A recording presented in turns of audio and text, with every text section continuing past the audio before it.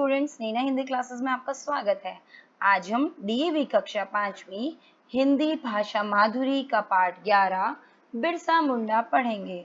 बच्चों, बिरसा मुंडा कौन थे? बिरसा मुंडा 1857 के स्वतंत्रता आंदोलन के एक बहुत ही बहादुर विद्रोही थे, जिन्होंने अंग्रेजों का डटकर मुकाबला किया और अंत में इस विद्रोह के में ही अपने प्राणों का बलिदान तक उन्होंने कर दिया।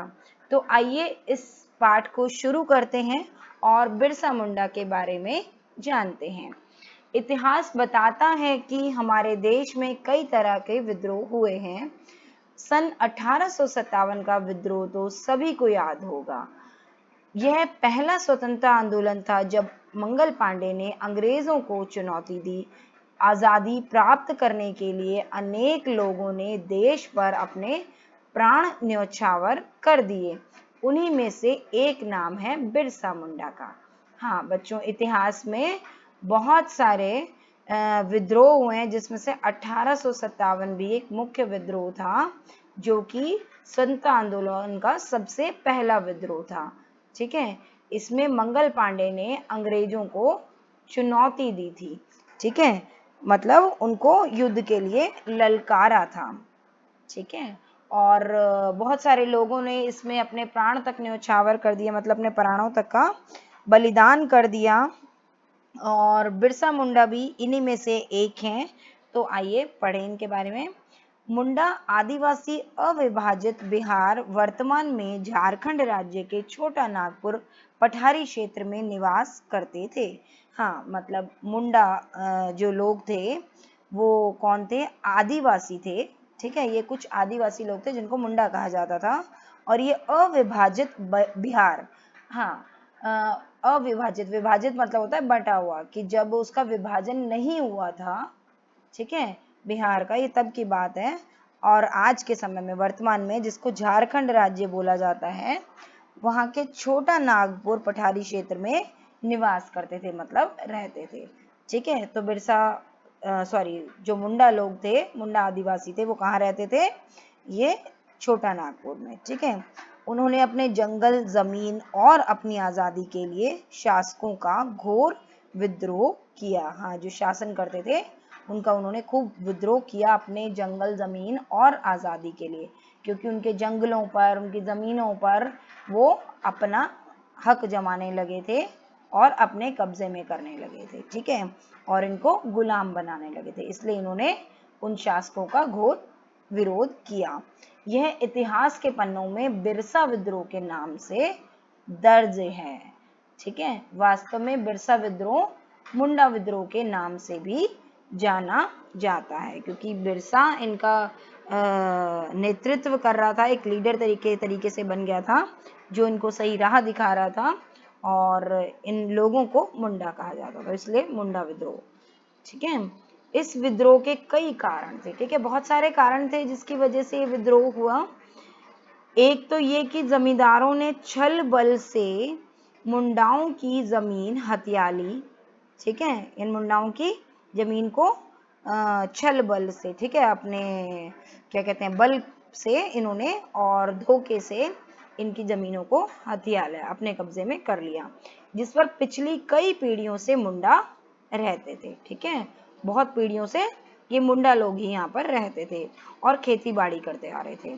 ठीक है, जमींदारों द्वारा जमीन हथिया लिए जाने के कारण मुंडाओं का गुस्सा बढ़ता जा रहा था। हाँ, जो जमींदार थे वो इनकी जमीनें हथियाते जा रहे थे, इसलिए इनका गुस्सा बढ़ता जा रहा था।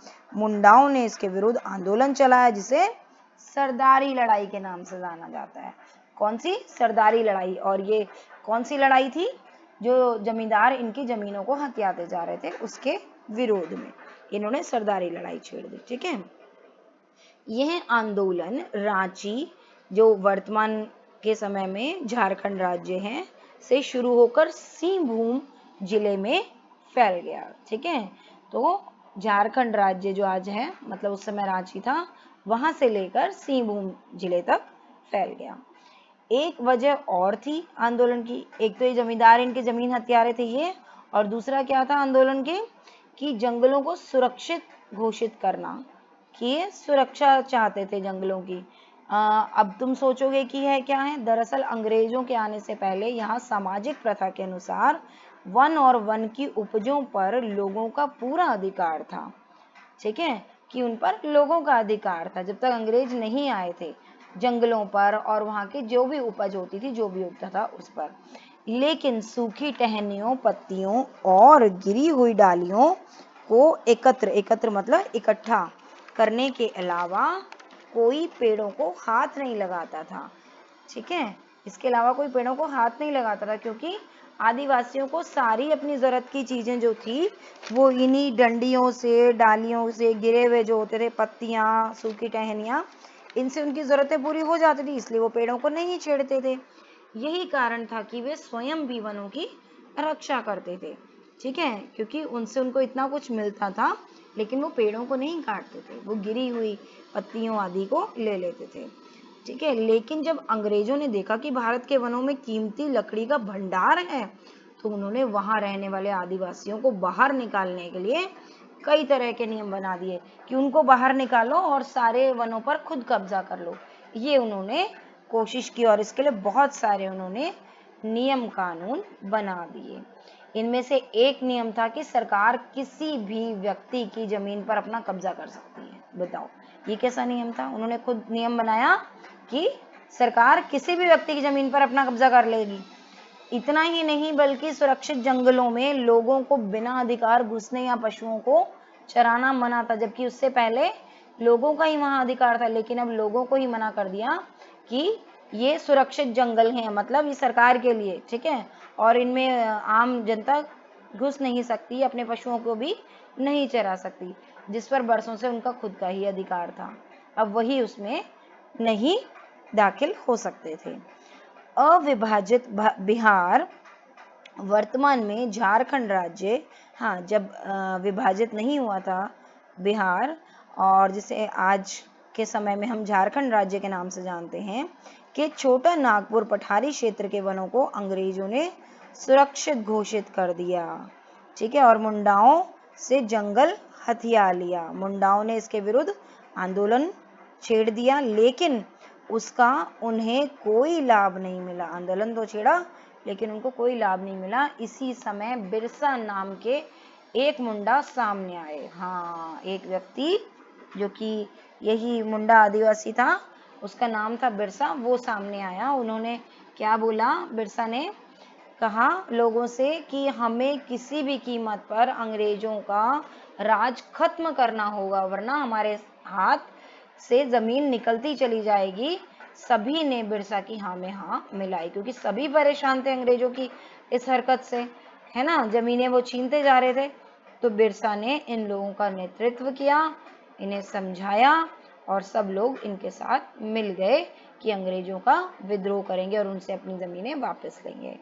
ठीक है, बिरसा मुंडा रांची जिले, जो कि आज के समय में झारखंड राज्य है, में उलीहातू गांव, जो कि इनका जन्म स्थान था, ठीक है, बिरसा का, के रहने वाले थे। ठीक है, उन्होंने सभी जगह यह बात की कि अब महारानी विक्टोरिया का राज खत्म हो गया है। ठीक है, और मुंडा राज शुरू हो गया है, कि अब ये जो आदिवासी मुंडा थे इनका राज शुरू हो गया।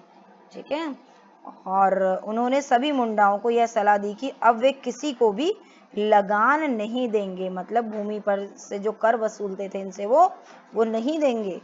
उन्होंने सभी के साथ मिलकर अंग्रेजी हुक्म न मानने का फैसला किया, कि अंग्रेजों का हुक्म नहीं मानेंगे, ये इन्होंने फैसला किया। इससे अंग्रेजी सरकार परेशान हो गई। अंग्रेजों ने 16 अगस्त 1895 को बिरसा को गिरफ्तार करने के लिए सिपाही भेजा। ठीक है, अंग्रेज अब इनसे परेशान हो गए। उन्होंने क्या किया? 16 अगस्त और 1895 को बिरसा को गिरफ्तार करने के लिए एक सिपाही भेजा, लेकिन क्या हुआ? लोगों ने उसे गांव की सीमा से बाहर धकेल दिया।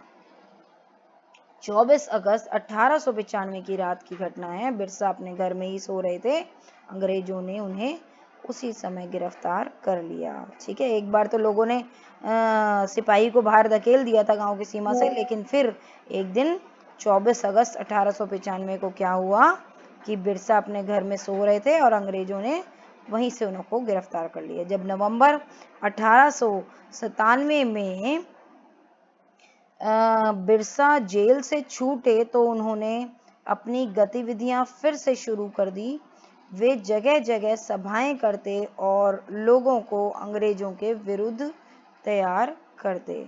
हाँ, जब वो जेल से छूटे 2 साल बाद तो उन्होंने फिर से अपनी ये गतिविधियां शुरू कर दी, सभाएं करने लगे, मीटिंग्स करने लगे और लोगों को भी अंग्रेजों के विरुद्ध तैयार करने लगे। ठीक है, वे महारानी विक्टोरिया का पुतला बनाकर उस समय तीरंदाजी का अभ्यास करते, कि पुतला बनाकर उस पर तीर चलाते। ठीक है, ताकि अंग्रेजों का का विद्रोह कर सकें और उनको नीचा दिखा सकें। ठीक है, और उनके हौसले कम कर सकें, इसलिए वो ऐसा करने लगे।